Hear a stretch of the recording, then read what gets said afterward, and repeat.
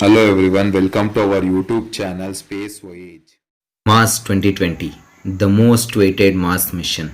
Now it's getting ready to roll on the surface of Mars. An update has come from Tori Bruno, the head of United Launch Alliance. He says that MMRTG is installed and doing well. This red planet dune buggy is fueled and ready to go.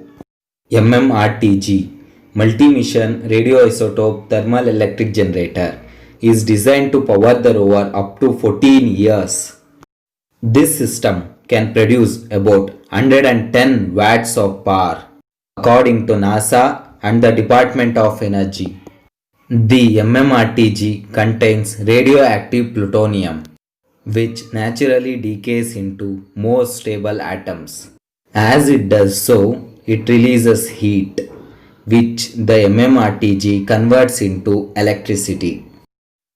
Excess heat keeps spacecraft's instruments warm enough to keep working smoothly on the cold Martian surface.